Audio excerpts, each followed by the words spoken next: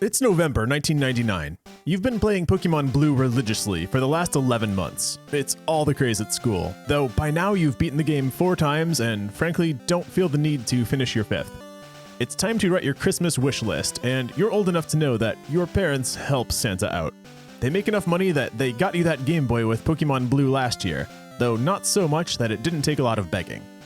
Pokemon Yellow is out this year, but you heard it's just a re-release of Red and Blue, so you're not sure it's worth the effort of convincing them to buy you the same game again in a different color.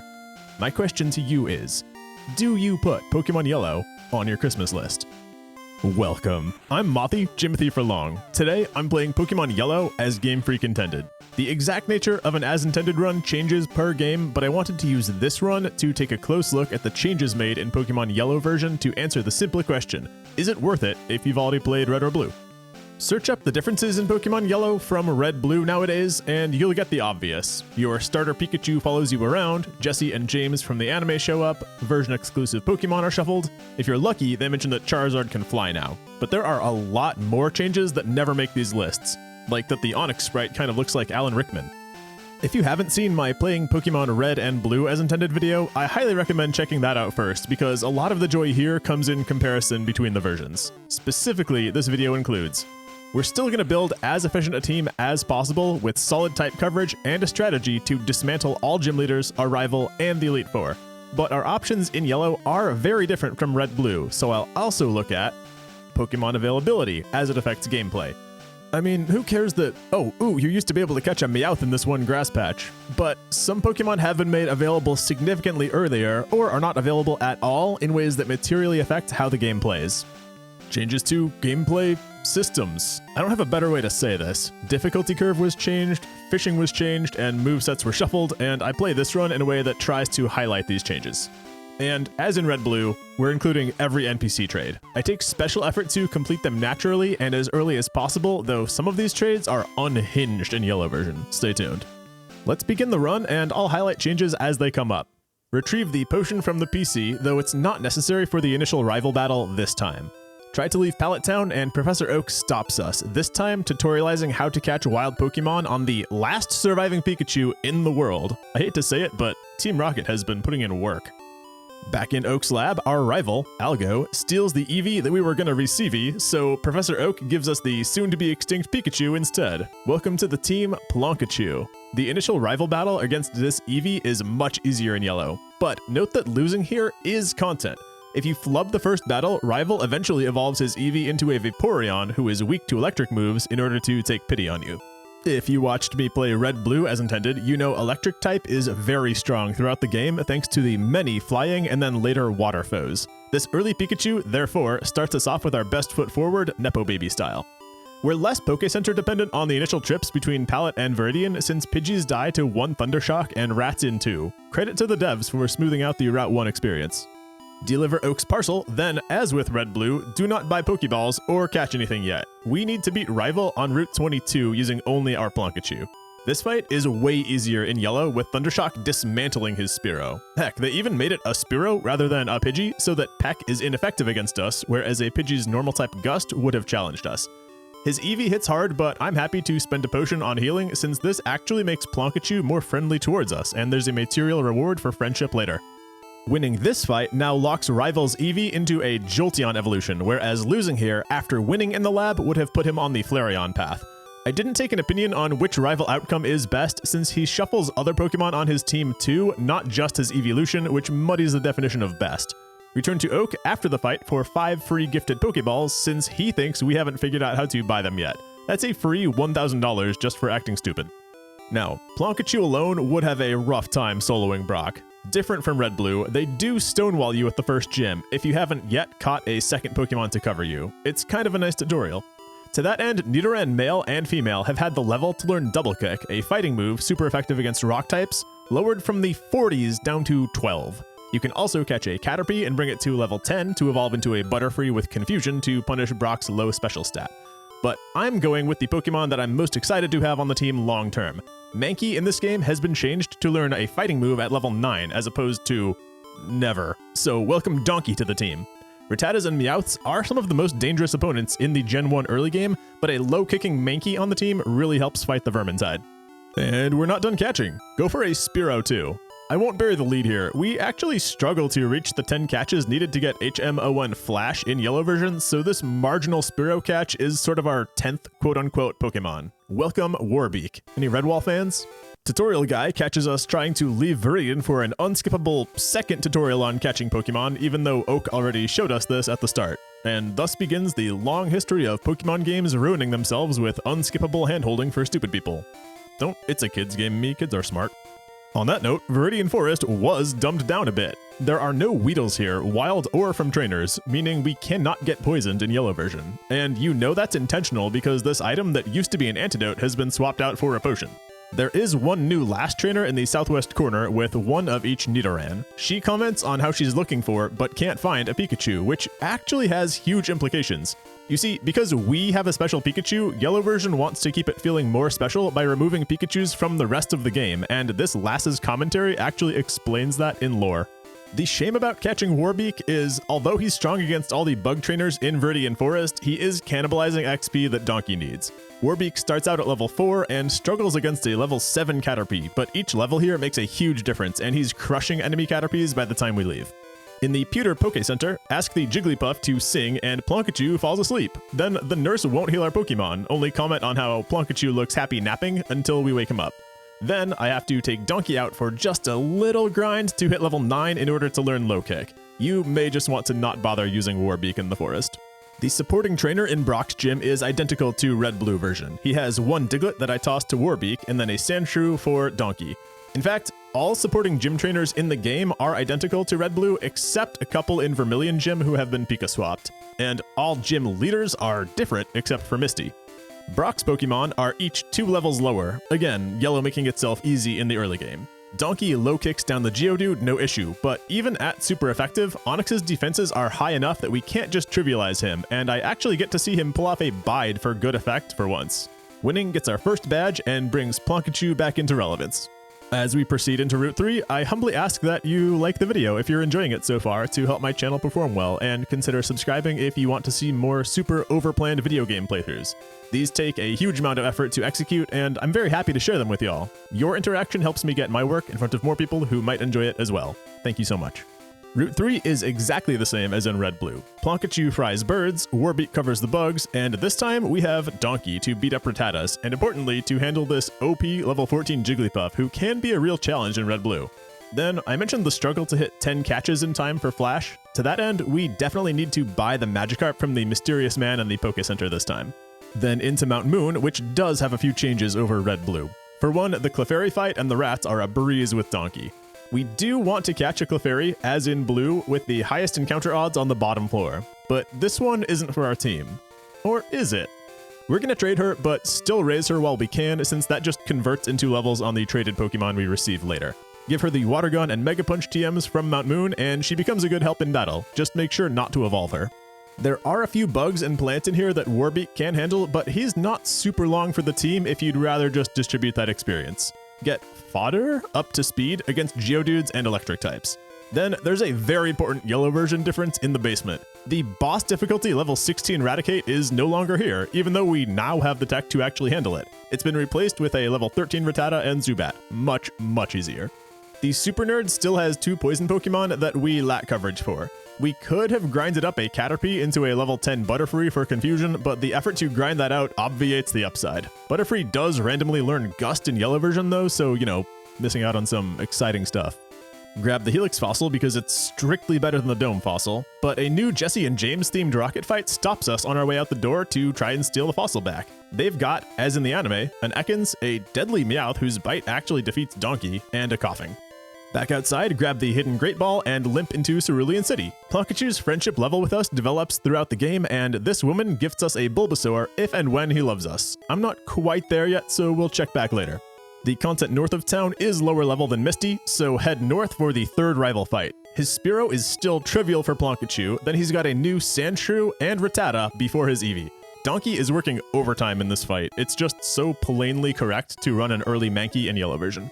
The Nugget Bridge encounters are identical to Red Blue, though I found myself visiting the Pokemon Center a lot more frequently on my way up to Bill. I'm really feeling the difference in sturdiness between my thick Ivysaur and Clefable I had in Blue version versus my Glass Cannon Plankachu and Donkey. Past the top of the bridge, a despondent trainer wants to give away his Charmander, and we happily add it to the team.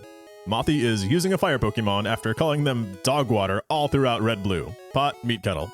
Truly, it comes down to needing Cut on the team, while also needing to hit 10 catches for Flash. Options were to raise a Spearow and a Bulbasaur, forget the Spearow but raise a Bellsprout, which we could catch around here, or catch a temporary Spearow and replace it here with Lisa Cuddy the Charmander.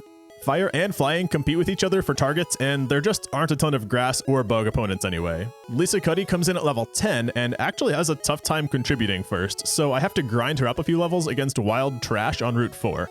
Yellow version has already had more required grinding, and it will have a little bit more before we're through. Whether that's a downside is subjective. I struggle the rest of my way to Bill, swapping Lisa into fights where I can, and she finally hits level 16 against the final last to evolve into Charmeleon, our 7th Pokemon, and gets much better at handling herself in neutral matchups. Rescue Bill for the SS Ann ticket, then go take on Misty's gym, the only one in Yellow version that is the same as Red Blue. I steal some XP for Donkey in here against the neutral matchup Water Pokemon since he got a little behind with the focus on Lisa. But of course, Plankachu is the main asset here. Misty herself is a lot rougher this time without a plant Pokemon to hard counter her. Even if we chose a Bulbasaur or Bellsprout to raise, they would take a bit of grinding before they became helpful in here. No, Plank just handles Staryu in 2 Thunder Shocks plus a Quick Attack, then paralyzes Starmie for Donkey to come in and take us home. For winning, the Bubble Beam TM may as well go on Fodder. We're getting rid of her soonish, but it feels nice to break the pack rat mentality on these runs. Fight the rocket behind the Burgled House to get TM28 Dig, which we're actually going to use in Yellow version to great effect, I promise. Just later. Head to the underground tunnel now. The girl in here offers the first trade of the game, our Cubone for her Machoke. This one can't be completed for a while yet, so I will say that Yellow version did a worse job familiarizing you with trading than Red Blue did, which essentially had a tutorial Nidoran trade right here. On the far side, Route 6, some trainer battles are different. In Red Blue, there's a young couple here where the boy has a Squirtle and the girl has a Rattata plus a Pikachu. The girl has been Pika swapped in Yellow to just have a Cubone, but the boy has weirdly been changed as well into a Weepinbell. I thought they might have been trying to just not use any of the starter Pokemon too, but they do give up on that later, so this swap is a mystery. Finally, in Vermilion, say no to bad fishing poles, then visit the Pokemon Fan Club for the bike voucher. Plankachu jumps and runs over to flirt with a Clefairy when we enter. Or is it a Pokédoll? Even though I hate the bike, it is still a key to experience points, money, and items on cycling roads, so we've got to get it. We can't fight Lieutenant Surge without learning Cut first, so head to the SS Ann. The main floor is the same as in Red Blue. Fodder splashes some fires out, and the various poison Pokemon go to whoever needs the levels. I chose to conserve TM08 Body Slam this time for a certain team member later, though Lisa Cuddy is stuck using only Ember for a long time, so she's a perfectly justifiable Body Slammer. Plankachu has tons of work to do on the lower deck against all these water types. Then the second floor of the SS Ann has big changes due to Pika swaps. This gentleman has been swapped into a nasty self-destructing Voltorb and a Sonic Booming Magnemite. He got a big buff. And this last has had her Pikachu and Rattata combined into a single Jigglypuff. She got a big nerf. The rival fight here goes a lot smoother than the rest of the dungeon did, with Plankachu easily taking his Spearow, then Donkey kicking the Rat and the Sandshrew, and the Eevee, which does take forever thanks to sand attacks. Get the Cut HM from the captain and teach it to who else but Lisa Cuddy. Then walk out to the docks and watch the ship sail away. Note that this little zone contains Pokemon you can only fish up with a good or super rod, yet it's inaccessible by the time we get either. Seems like an oversight to even bother putting Staryus in the water here. Surge's Gym is the only one where the subordinate trainers have any changes to them, thanks to Pikachu swap-outs. The Sailor now just has a Magnemite, and the Gentleman has changed to a dangerous self-destructing Voltorb and Sonic Booming Magnemite. Are you wondering why I haven't brought the cannon to a knife fight that is Doug Trio in this electric gym? Well, I don't make a habit of catching Pokemon who come from NPC trades, and there's actually a Doug Trio trade later on. Though they can learn Cut now in Yellow version, making them an even stronger hint to catch one before Surge if you're not abiding by my trade exclusivity edict. Lieutenant Surge has had his 3 Pokemon combined into 1 high-level Raichu who knows Thunderbolt and some dangerous normal attacks, so even a Doug Trio is not necessarily safe. I know one of my outs is to sing with fodder, which she actually pulls off, then softens him up with some mega punches before Raichu growls and things look rough for fodder. She sticks a second sing before I swap to Donkey, who cleans up with a nice karate chop. Okay, it's this point that we need 10 Pokemon caught, and we only stand at 7. I forgot to check if our Pika friendship was high enough for Bulbasaur after completing Misty, so I run back to Cerulean quick for that free Bulbasaur as Pokemon number 8. The police officer in the center of Vermilion gifts a Squirtle after beating Surge as Pokemon number 9. Then it's finally time to cash in fodder, head through Diglett Tunnel, and on the far side, trade Clefairy to this man for a Mr. Mime called Miles as our 10th Pokemon. Miles is a strong psychic type who provides our poison and fighting coverage, and he's easily strong enough to use throughout the Elite Four. The issue of who gets our Thunderbolt TM was a hot debate in Red-Blue, but since we're married to Plonkachu for Electric in Yellow, and he naturally learns Thunderbolt now, we can be carefree with our TM, so I spend it on Miles. Having conveniently just reached 10 Pokemon caught, the Oak-Aid in the building to the south gifts us Flash, which, further conveniently, we toss right on Miles. The fact that Mr. Mime is the only NPC trade that stays constant between Red, Blue, and Yellow makes it clear that the developers wanted you to have him now for lighting up Rock Tunnel, and perhaps as a nod to handling the millions of poison opponents coming up. Besides putting the Miles trade early to help you get a Flash Pokemon, Yellow version also gave Flash to Venonat and made them catchable by Nugget Bridge much earlier than Red-Blue where they're in the Safari Zone. Venonats also have Psychic coverage like Miles, but they're less good against actual Psychic types due to their poison typing.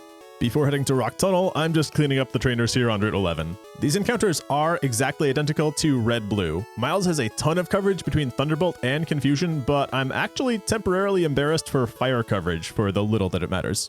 Route 9 on the way east of Cerulean used to have a junior trainer with a Growlithe and a Charmander who has been transformed into a youngster with a single high-level Sandshrew. This is the second of 2 times that they bothered scrubbing starter Pokemon encounters, but they give up after this, and we'll see a bunch of Charmeleons and stuff. I consider this to be a mystery Sandshrew swap. This little grass patch on Route 10 contains Magnemites instead of Voltorbs now. This is maybe a less impactful change on a game where you start with a guaranteed Pikachu, but I call this out because, like Venonat, it's a case where Yellow made a late-game Pokemon available to play with much earlier, and that's the kind of shuffle that I support. Rock Tunnel is a bit tougher without a bubble beaming Clefairy. Cubones hit kind of hard at this level. And as in Red-Blue, the generous helping of birds and slowpokes in here surprisingly keep your electric Pokemon pretty relevant throughout the ground and rock-themed dungeon. Donkey does a fine job handling Geodudes and Onixys, but without a 4X move, I swap in Lisa Cuddy against some of the high-level ones that I know are going to self-destruct since she tanks that pretty well. My other cool tech this time is that I spent my Seismic Toss TM from Route 25 on Plonkachu, so he's able to 2-shot Geodudes to assist Donkey in his rock burden. Make it to Lavender Town, then head west on Route 8, where Donkey dings 28 to evolve into Primate. The additional sturdiness will help him greatly. The bottom last in this weird line of trainers had a lineup of 5 Pokemon, including a Pikachu, which has now been swapped for a Nidoran female to match her extant Nidoran male. And the grass here no longer contains the version-specific fire Pokemon, which was Growlithe or Vulpix. Vulpix has been moved to a Game Corner prize at least. You can also catch a weirdly late Jigglypuff here, though Wigglytuff is a Game Corner prize too. I actually think that I have uncovered lore that Rocket is sourcing their free-range Pokemon for Game Corner prizes here from Route 8. It makes sense given that they control Saffron City and have people in Lavender Town, which surrounds it. But we are heading underground to Celadon City. Enter the Pokemon Mansion to grab Eevee, same as in Red-Blue. This feels kind of weird, and I think this should have been a different Pokemon since Rival has an Eevee in Yellow version. Honestly, this would have been a great spot to give us a Lickitung or even a Porygon to actually get people to use those things.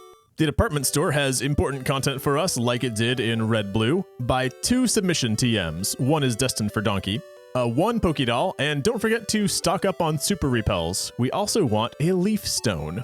We still want the rooftop TMs from the Thirsty Girl, but it will be a while before we get to spend any of them.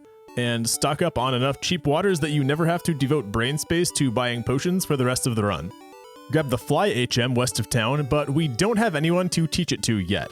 I strongly considered catching a Doduo in the grass here, which are carefully placed for fly usage right when you get it. But a long cause and effect chain around the 10 Pokemon for Flash thing ended up putting Lisa Cuddy on our team, and by now it's too awkward to keep a Doduo just for a couple of levels before Lisa learns Fly herself.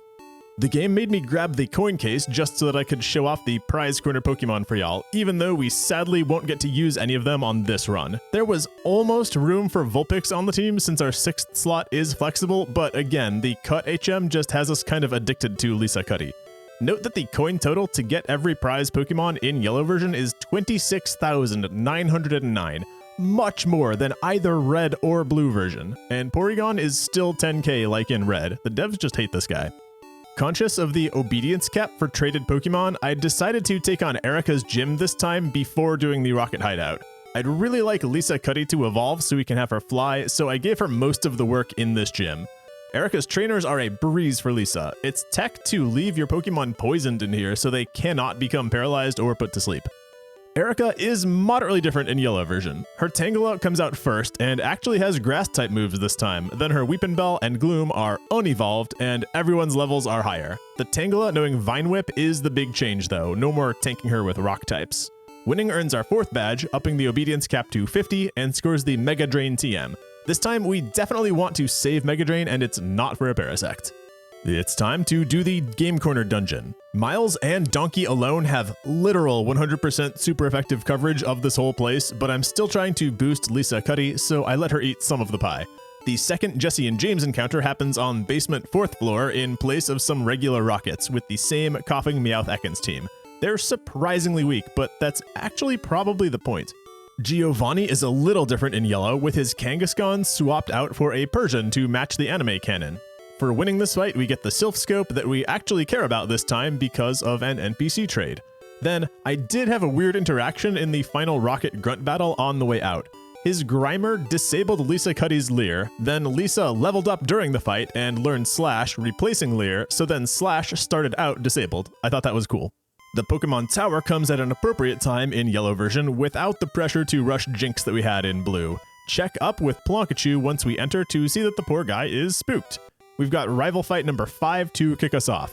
His evolved Fearow and new Shelter are both easy Plonkachu food. Lisa Cuddy defends Vulpix, then I also leave her in against Sandshrew, who now has learned Slash, and those two have a Slash off. And this is the final time that we will fight rival's unevolved Eevee. Remember to keep Repels active in here because this place can be aggravating with a ton of trainer battles on top of a lot of twisting pathways. I let Lisa Cuddy steal everyone else's jobs and handle the trainer fights in here, gunning for level 36. On the 6th floor, our Sylph Scope identifies the ghost into an uncatchable Marowak that Lisa slashes down as well. Then on the top floor, instead of 3 rockets, it's just a Jesse and James encounter where their Arbok and Weezing have evolved, but still pose little challenge. Lisa is level 35 heading into Weezing, where she lands a burn to reduce incoming sludge damage and secures the win.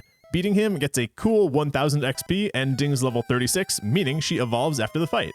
Charizard can learn Fly as of Yellow version, so this is one change that I was happy to demonstrate on the team. But we're actually not done in the tower. Let Repel expire and then hunt around for a Cubone to catch on the top floor where they come in at a higher level. They're pretty rare though, and encountering one took me like 15 minutes. I spent the last of Oak's free Pokeballs catching this trade fodder, and this is exactly why I was gunning for Lisa Cuddy to learn Fly as soon as possible, because that trainer up near Cerulean City wanted this Cubone. Of course, rescue Mr. Fuji for the Pokeflute, then fly up to trade Cubone to this little girl for her Machoke. Wait, Machoke? But those evolve when you trade them.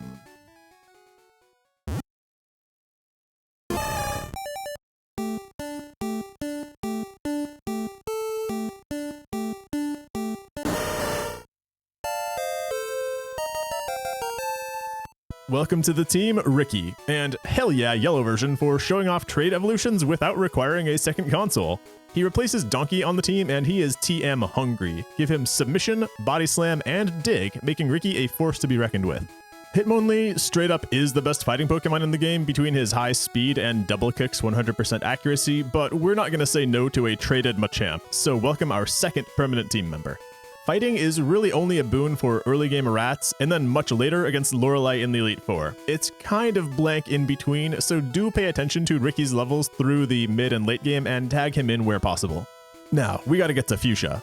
The girl in the guard tower still gives away the Swift TM, which I only point out because, although Pikachu's learn set changes drastically in Yellow and he gains a lot of new moves, Swift is one that's removed, so here's a replacement if you care at all. fight a few fishermen, then wake up Snorlax to a Ricky surprise. Submission goes hard here and takes down Snorlax in 2. It's no small feat against this tank. Then we collect the Super Rod, which we still want to use, but we didn't need to rush for it like we did in Blue version. Fishing got transformed a fair bit in Yellow version. So in Red-Blue, fishing with the Super Rod pretty much got you a level 15 Pokemon wherever you used it, or a level 23 Pokemon if it was evolved. Krabby is level 15 whether you catch it by Bill's Cabin or on the way to Fuchsia City. In Yellow, they made some effort to scale hooked Pokemon levels based on the area. Krabbies are level 15 by Bill's Cabin, but level 20 on Route 10, and up to level 25 if you catch them in the Seafoam Islands.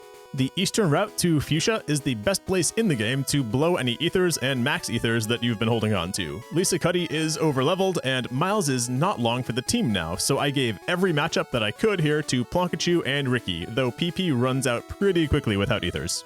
These two Pokemon put in a lot of work and catch up to Lisa Cuddy by the time that we hit Route 15, the final stretch. There are a couple of Pika swaps here. This junior trainer converted her Pikachu to a second Meowth, and this one changed her Pikachu and Raichu into a Pidgey and Pidgeotto, showing that some consideration was put into the changes. Lisa takes a couple of Oddishes near the end to relieve the team. Fly is a huge offensive pickup for her, since she had only been using Ember since the start of the game against grass types. And with that, we're finally in Fuchsia City. I really kind of like how long this road is, testing your limits, then offering a sense of relief once you finally make it to a safe place. Dare I even call this feeling a little bit Dark Souls-y? Saddle up and grab a refreshing beverage because we're heavy on the Safari Zone in Yellow version. We might be here for a while catching 3 Pokemon. The first one we need is a Tangela at 4% encounter rate in the entry area. These are rare but docile, so don't be afraid to toss a rock before attempting to catch one as trade fodder. In the so-called Area 2, which is actually the third screen, we need a 15% encounter rate Kangaskhan also to trade. These are real flighty, even if you use bait, so you may as well just guarantee a minimum 1 throw and throw a ball immediately. I don't mean to make these sound fast, though these Pokemon took a while to catch. Our final target is actually destined for the team. Pick up a level 26 Execute, also in Area 2, and add Spoon to the team. With no Jinx available in Yellow version, Miles did a great job so far in the Psychic role, but what Spoon has over Miles, besides being cooler, is slightly better coverage against other Psychic types. Being half Psychic, he resists their moves while having a strong attack stat to punish their lower defenses. To that end, TM37 Egg Bomb is carefully provided for us right here in the Safari Zone, a sizable normal type attack, though with unfortunate low accuracy. Our Mega Drain TM was saved for Spoon, but he can only learn it in Executor form, so we may as well use that Leaf Stone to evolve him right now. Then, of course, we also want to teach him Oh, right. We didn't do all this work to not have him beat ass. Dip into Saffron real quick to grab the Psychic TM for Spoon. And we've actually got one more catch right now. This team ended up kind of late game heavy, and it was impossible to entirely avoid clustering catches like this. Head south of Fuchsia, letting Spoon cut his teeth on a few water trainers, then go Super Rod fishing on the beach. We're hunting for a Tentacruel, a water poison type with excellent special stat and speed who's going to help us a lot in the endgame. He gets Surf and our Ice Beam TM to expand his coverage, though we will still get a true Ice type later. Welcome to the team, Oil Rig Joe. By the way, interact with Pikachu after fishing and he's got a bucket on his head. Silly goose. Our 2 new Pokemon are a fair bit below party level, so let's beef them up on Cycling Road. Bring that Tangela as well. The Bikers and Cue Balls here have a million poison and fighting types for Spoon to chew up, but Oil Rig Joe resists them all pretty well too, so both Pokemon have a great time here. Oh, Oil Rig Joe has a cute little face on the back of his sprite too. Then, in the Fuchsia City Western Gatehouse, a lost chef wants a trade. Our Tangela for his Parasect. This genius watched my video on Red Blue and knows that Parasect is OP against Psychic types. Make the trade for Spike. Should we just run it back? Cycling Road was not worth a ton of XP, but it's gonna have to be enough. Spoon is headed to take on Koga now. Against his subordinate trainers, Spoon defends their psychic attacks very well and counters with huge egg bombs. Our new version of anti-psychic tech is working pretty well. There are also a few Arbok and Sand Slashes to simply psychic or drain down. Executor really is positioned well as good tech for this phase of the game. Koga himself is vastly different in Yellow. Gone is the Muck Wheezing stuff to Team Rocket. He just has 3 Venonats of increasing level plus a Venom Moth, and they all know Psychic. Spoon's own Psychic cuts down the Venonats, but the Venom Moth has the extremely dangerous Leech Life. No, I'm not kidding, Leech Life would destroy Spoon, so I have Lisa Cuddy fly us to victory. For winning, Koga gives us the Toxic TM, which is actually pretty compelling on Oil Rig Joe. With his very high speed, comboing Toxic into permanent wrap can disable foes while they quickly poison out. With Koga down and Surf now usable, buy a couple of Ultra Balls. We're doing another weird errand. Fly to Vermilion City and head north to Surf on Route 6 for a rare Golduck encounter. Plankachu is great for catching underleveled Pokemon like this, with his ability to paralyze them, then deal a set amount of damage with Seismic Toss, but this thing still takes multiple Great and Ultra Balls to catch. Next, take an early Route 21 down to Cinnabar, just like we did in Blue, to revive Ammonite before Sabrina. The way down is more great leveling for Spoon, Mega Draining the water types and Psychicking the Tentacools. Once we land in Cinnabar, pull the Helix Fossil out of the PC and hand it to the scientist in the lab to revive it. Leave and come back, and... just kidding. I'm not running Ammonite again. I just wanted the fossil out of my item box because we're kind of running out of space. We're actually here to trade our illegally low-leveled Golduck for this man's illegally low-leveled Rhydon named Buffy. Buffy is a ground rock type with top-notch hit points, attack, and defense. We've got to keep him dry, but he does a great job against anything in the physical category, even if he's weak to it because he has such high defense. He also hard counters Blaine, making this a carefully placed trade. Also, geez, our team has become one small Pikachu and 5 gigantic monsters carrying his low stat-having ass. Buffy is the recipient of our Rock Slide TM and our Strength HM, since Ricky makes better use of Body Slam in the normal slot. Now, Buffy came in at level 15, which, even taking advantage of perfect matchup knowledge, is a little low, so I had to fly to Saffron and grind him to at least level 20 against Pidgeys and Rats. That should be enough to take on Saffron City. First stop is the Fighting Dojo, which I mostly handed to Oil Rig Joe since he defends fighting moves, and can handle many of the unevolved Pokemon in here with a single neutral Surf. Against the Black Belt Master, Joe leads with an Ice Beam, hoping for the freeze, but it gets Hitmonlee so low I probably should have just went with Surf for a one-shot. Then his level 37 Hitmonchan is the debut for our level 20 Buffy, who stonewalls his attacks and counters with several mediocre strengths to grind out the victory, 17 levels below. It would be rude to refuse a prize, so I grab a Hitmonchan for computer jail. Now, most of the team is set, and we're entering the late game as we take on Silphco. I learned my lesson from last time, getting Earthquake toward the end of the dungeon. Yet again, we're entering with a ground type who'd really like the TM, so I make a beeline for it on floor 10, stopping only on floor 5 to grab the card key before getting Earthquake for Buffy the Rocket Slayer. The encounters in here are almost identical to Red-Blue, so just plow our way through each floor, collecting loot and grabbing easy Earthquake-enabled victories for Buffy, resting on floor 9 when needed. We entered Silphco with Buffy at level 21, and he's level 34 by the time I take on Rival on the 7th floor. Rival's team is drastically different from last encounter as he closes in on his endgame team. He starts with an evolved Sandslash, which Oil Rig Joe outspeeds with a Surf. His Vulpix is now a Ninetales, whom Buffy walls and then Earthquakes down. Cloyster is third, and I tested out Joe's Toxic Wrap combo here to great success. He's found a Kadabra out of thin air, unfortunately, but Spoon can take it on. He lucked into disabling Egg Bomb the first turn, even though I had already submitted the move, so I'm left awkwardly Mega Draining him down. And last, his Eevee has finally evolved into Jolteon, running Thundershock, Pin Missile, and Double Kick, which only tickles Buffy despite being a super effective move because it's a physical attack. A final Earthquake wins me the battle. Receive a free gift Lapras for computer jail, then warp to floor 10 for the final Jesse and James encounter. Their endgame is a level 31 Weezing, Arbok, and Meowth that Ricky and Buffy take down in single blows. It's super anticlimactic when you win. They just say a catchphrase and disappear from the game forever as quickly as they came. They were a cute addition to Yellow version, but this does leave them feeling superficial and rushed. Then Giovanni's second fight, again different from Red-Blue in that his Kangaskhan is a Persian. Collect the Master Ball from the Silph President after winning, then escape rope out of here. Mimic Girl's house is open after Silph, so deliver that Pokédoll that we bought in Celadon City. I thought this encounter might be different based on how Pikachu reacts to the Clefairy in the Pokemon fan club, but it's identical to Red-Blue. With that, it's time for the toughest gym in the game. Plankachu gets a little action against the Slowpokes in here, but this is mainly Spoon's show. The Dream against Kadabras is a one-shot Egg Bomb, but they have many ways to interfere with that. Disable, confusing me off of a Psybeam, Reflect to half our damage, or worst, Kinesis to lower my accuracy. But overall, the tech does check out. Buffy is still catching up to the party, so I leave him the Channeler opponents so he can Earthquake their ghosts. Sabrina herself is a very different encounter in Yellow version. All she has is the complete Abra family, all at level 50. The latter two know Psychic, but the useless Abra only has Flash, so I send in Joe, who only needs to land a single Toxic to win no matter how low his accuracy goes. Against Kadabra, one Egg Bomb gets him low, and a second is just barely non-lethal after he recovers the first. But once he starts making ineffective psychic attacks, I'm free to take the kill. Alakazam is last, and he's still the hardest Pokemon to beat in the game. For all the balance changes Yellow version made, leaving Psychic Pokemon nearly unkillable feels like an oversight. Alakazam opens with a Reflect, reducing Egg Bomb damage to less than a Recover's worth, and Sabrina tosses on an X Defend, adding insult to injury. I have to pivot and do my best Mega Draining him to stay alive as he chunks down Spoon with reduced but still heavy-hitting Psychics. I'm on my back foot when I send out Lisa Cuddy. She has the special to tank one Psychic and miraculously sneaks in a lethal Fly before he recovers again to win the Marsh badge. Excellent work there, Lisa. I had been avoiding using Lisa much since her replacement hour is approaching. If we get the final need for Cut out of the way, we'll be free to replace her, so let's cut our way east of Cerulean right now and head into the power plant.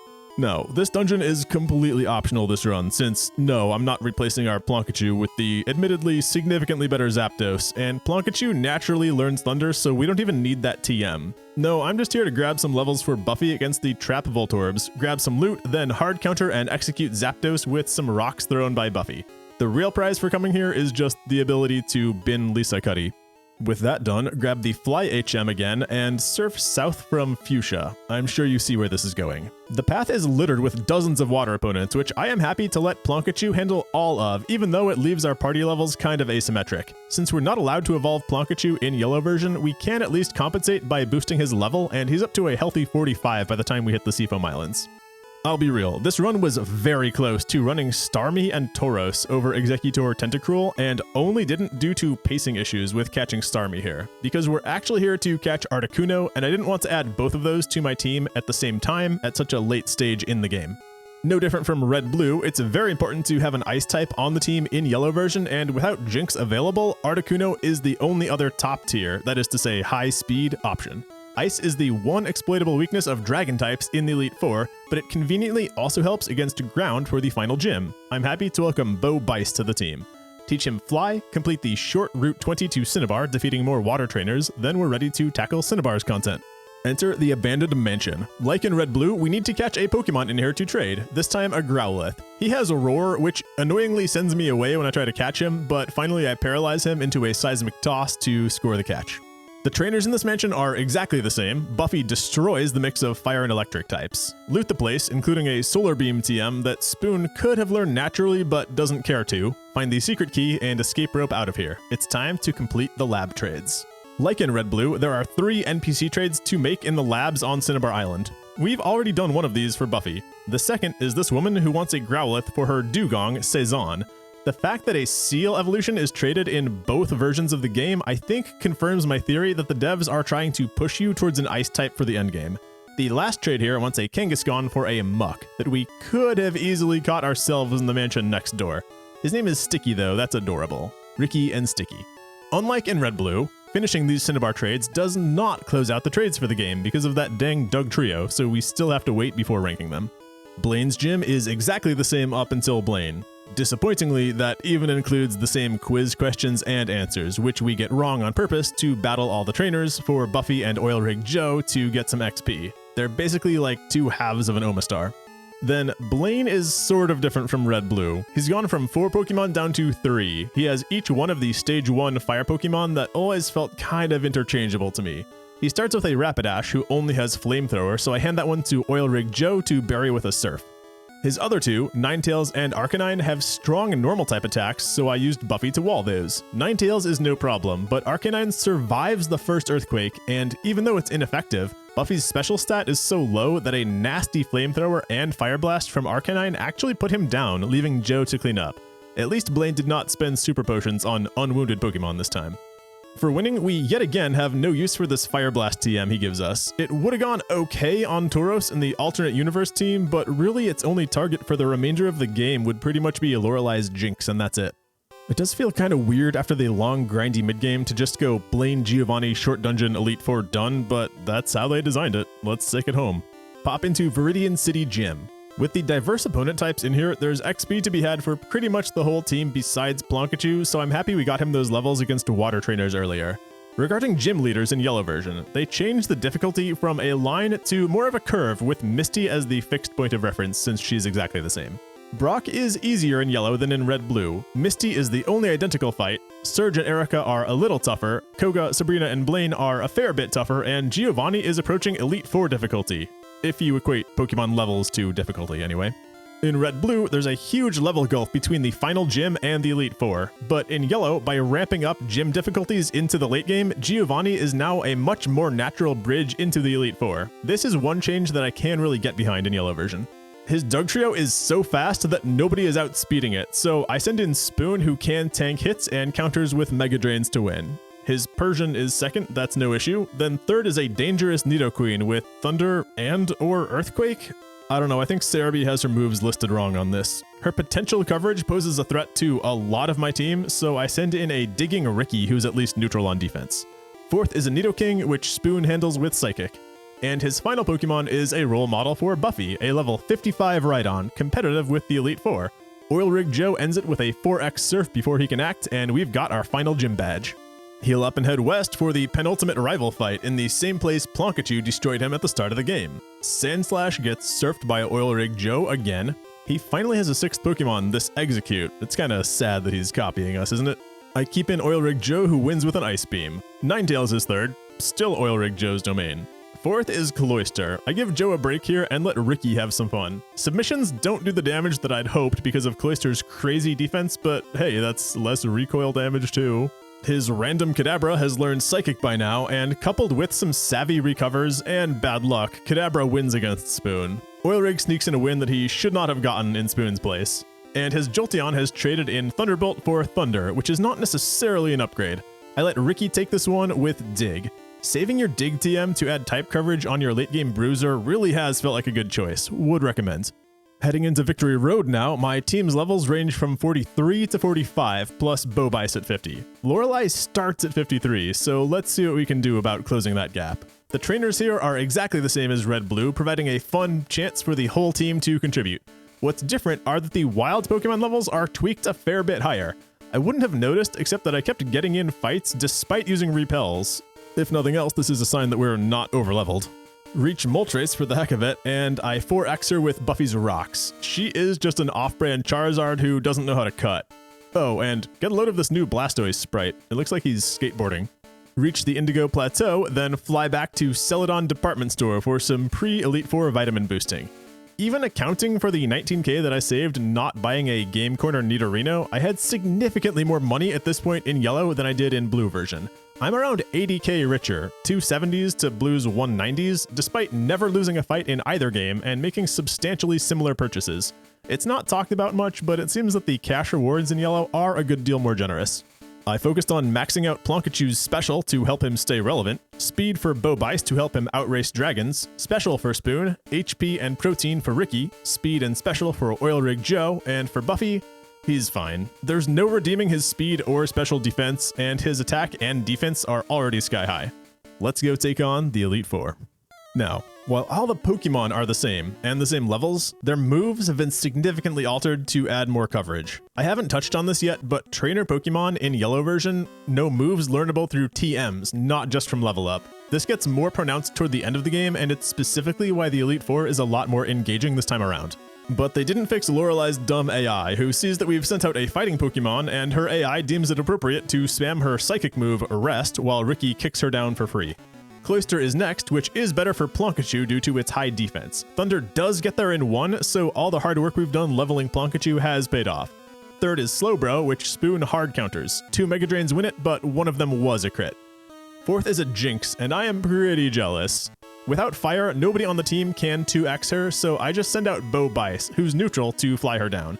We spend many awkward turns with Fly missing at first while she insists on smooching me to sleep, but I finally connect 2 flies for lethal.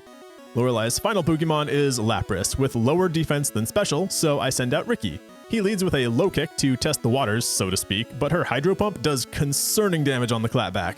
I have to swing at the fences here with a submission, and I take her all the way down, leaving me at a sliver of health after recoil and winning the first fight. My team playing Red-Blue was a lot more built around outspeeding opponents to take fewer hits overall. I find myself healing myself a lot more between fights in Yellow version. Bruno is still easy though. I launch Oil Rig Joe against his Onix for an easy 4x Surf. Hitmonchan is next, whom Spoon defends pretty well. But instead of even trying to fight me, Bruno just blows an X defend and Spoon gets there with an uncontested psychic. Hitmonlee could be dangerous as I don't have anyone resistant to fighting, but Bobice goes for a fly that gets him in 1 thanks to low defense. His second Onyx is a repeat of the first, then I send out Spoon for his Machamp since Spoon resists fighting moves. Bruno blows another X defend, I guess he's deathly afraid of egg bombs, but Spoon again takes him out in 1 psychic for a flawless Bruno fight. I would say Agatha's fight gets a lot more interesting in Yellow version with fixed movesets. Gone is her Gengar that has Dream Eater with no hypnosis. Her first Gengar now knows Mega Drain, meaning that Buffy is a no-go. Good thing that Ricky also has a ground move, though I do have to dig twice because she made a substitute. Second is Golbat. Plankachu did Thunder over Thunderbolt to make sure that it's lethal, but I scored a critical hit anyway, so who knows if it mattered. Third is Sir Haunter, who wastes a Dream Eater on my Awake Buffy, so I get her in an uncontested Earthquake. Then Buffy stays in to hard counter her Arbok, though she does stick a Paralyze just to feel alive. Finally, her second Gengar knows Psychic, but it foolishly fires off a blank Dream Eater, and Spoon one-shots her with a Psychic of his own. Dragon Master Lance has improved his moves a lot, adding different coverages to his Dragonairs and the 3 Uber moves to his Dragonite. First is a Gyarados, though, that Plankachu gets with a 4x Thunderbolt crit. His first Dragonair now knows Thunderbolt and Thunder Wave along with Hyper Beam, so Buffy goes in to wall her. She gets off 1 Hyper Beam for a staggering 22 damage before a neutral Earthquake crits to one-shot her. His second Dragonair knows Ice and Water moves, so Buffy is out for Bobice. He outspeeds her to win with a single Blizzard. I especially like, in Yellow version, how the trainers with multiple copies of one Pokemon have different move sets on each of them. Aerodactyl is fourth, which Buffy hard counters and defeats in 2 Rock Slides while he tickles me. And finally, Dragonite. He knows Thunder, making the slower Ice/Water types, Lapras, Dugong, and Cloyster, a little more questionable in Yellow version. Luckily, Bobice outspeeds him, and a 4x Blizzard is good enough to one-shot this behemoth. And that's why an As Intended run will always insist on raising an Ice type. The final rival fight is actually kind of elegant with this team. Each one of our 6 cleanly handles one of his. First is Sandslash, which, as before, is Oil Rig Joe's job to surf down. Second, he has a nasty Alakazam, finally evolved from Kadabra. Spoon launches right into an Egg Bomb, which he recovers. A second Egg Bomb lands while he spends time on a Psybeam, meaning if I can land one more, it's over. I miss the next one while he scores a crit Psychic for only 72 damage. And I do mean only, and luckily Egg Bomb lands next turn to end him. Eggs on top, baby! Third is his own Exeggutor, now evolved. It's a sturdy Pokemon. Bobice leads with a Fly that doesn't even crack halfway, so I follow up with a Blizzard that goes the rest of the way. Cloyster goes to Plankachu, mostly so he has something to do, kind of like a dad letting his kid hold the light in the garage. Even a Thunder with Calcium Cap is not lethal, so for style points, I win with a cheeky Seismic Toss next turn. Ninetales catches Ricky in a Fire Spin, leaking his health down after my first dig was not quite lethal. I tick down to 120 before coming free, and she mercifully quick attacks, giving Ricky the space to Body Slam and win. Finally, Jolteon goes to our battle tank, Buffy. By ruining his Thunder moves, he's left with pretty much just Pin Missile. He scores a crit and a 4-hit combo for 40 damage, which is a pretty strong outcome against Buffy, to be fair, but a single Earthquake counter seals it for the good guys. And that was Pokemon Yellow. Hold the phone, stop it right there. You didn't think we're done, did you? We never got that Dugtrio. The second or third trade of the game, depending how you path it, sits in the Route 11 guard tower, offering us a carefully placed Dugtrio just in time for Lieutenant Surge's gym and to be our cut user. Except this delusional young man wants a Lickitung for it, which is only available from the Cerulean Cave in the post-game. Let's go handle this trade as early as we possibly could have. Lickitung isn't even catchable on the first floor of the cave. You have to go pretty far in, up a floor, back down, then down again to the basement floor to hunt for a 5% encounter rate, level 55 Lickitung in the post-game. At least it's mercifully not a very tough catch, but I was this close to saving my Master Ball for this Lickitung as a bit. Catch one, dig out of here, fly to Saffron, and walk south to the guard tower, then upstairs and trade this madman his Lickitung for a Dugtrio named Gurio. At least it comes in with Earthquake, I guess. And now we can rate the NPC trades of Pokemon Yellow. Buffy and Miles are both very strong trades in Yellow version. Buffy's long list of hard counters speaks for itself, and the Mime is bumped up a tier in Yellow version simply because there is no Jinx outshining him. Ricky is not an excellent Pokemon due to lack of double kick, though that's mostly the fault of the devs' bad balancing of fighting type in Gen 1. It is awesome that we get to see a trade evolution offline. And Saison is a better value prop than the Seal trade from Red Blue was since it comes already evolved.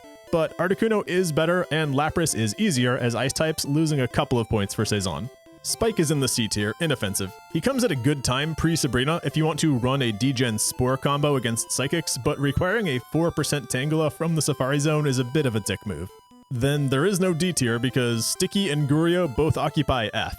For Sticky, Poison is just not a strong type to raise in the meta. You can catch one next door to where it's offered, and the Kangaskhan you give up was not only hard to catch, but a better Pokemon you could have just raised instead.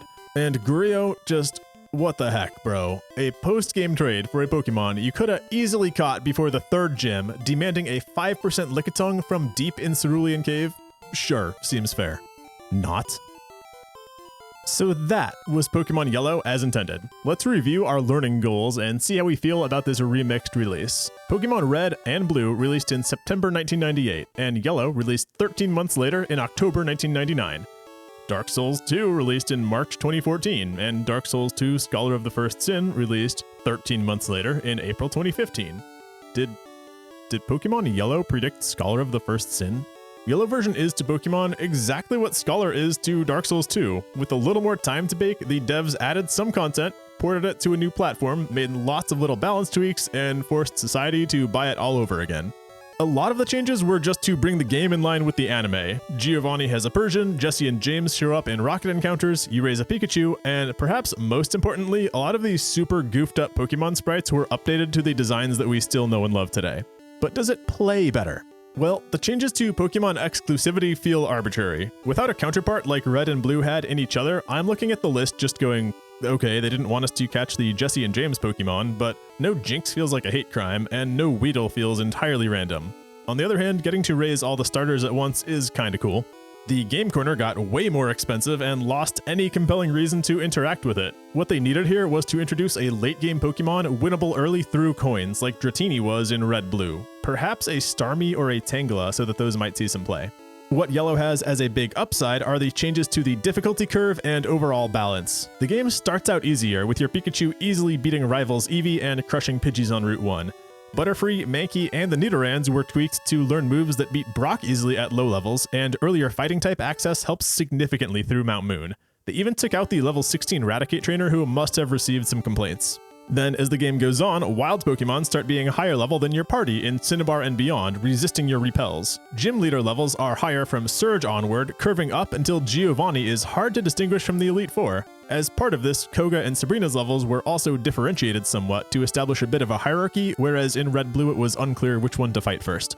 And the curve is determined by more than just levels too. Like I mentioned in the Elite Four, opponent Pokemon using TM moves in Yellow version adds a lot of depth to the combat, especially in the late game. I think Yellow version does a good job with the difficulty curve, especially for players coming from Red and Blue who may be surprised when the Elite Four suddenly has very different moves from what they're used to. And yet, they missed the most important change of all, which would have been to give Twin Needle or Pin Missile to Pinsir and Scyther, so that Sabrina and rivals Alakazams, really psychic types in general, don't just cast a shadow on the entire game. Scyther even randomly gained Wing Attack, Pinsir perplexingly gained Bind, and Butterfree got Gust, so you know they actually were at least looking at bug types. There are a handful more complete Nothing Burger learn set changes, but Mankey getting Low Kick, Tangela getting Vine Whip, and Charizard getting Fly feel like the only actual important positive changes to movesets in the game. Is Pokemon Yellow worth putting on your Christmas list in the year 1999 if you already have Red or Blue, and if we ignore the social capital you'd gain at school for having the cool new game? No. A few underbaked Jesse James encounters and slightly better late game fights are not worth the $30 it would out your parents. But if you were just getting into the franchise with Yellow, then yes, it is objectively better than Red and Blue. Forget everything I just said about balance changes, truly the updated color palette and the fixed sprites are the biggest reason to favor Pokemon Yellow version over Red and Blue. Everything else they changed is honestly just gravy. Thank you for watching my silly video, and thanks so much for everyone who commented on my Red Blue video asking to see more Pokemon. I wanted to visit Yellow while all this data was still fresh in my head, and I had a blast planning a new route in a jinxless world. Thank you very much to my patrons for keeping food on my table. Your support means a lot and allows me to experiment with different franchises like this. And thank you, viewer, so much for watching through to the end. Comment below with suggestions for future games you'd like to see me cover, or to let me know how you would have played Yellow version differently yourself. That's about it. See you later, alligator.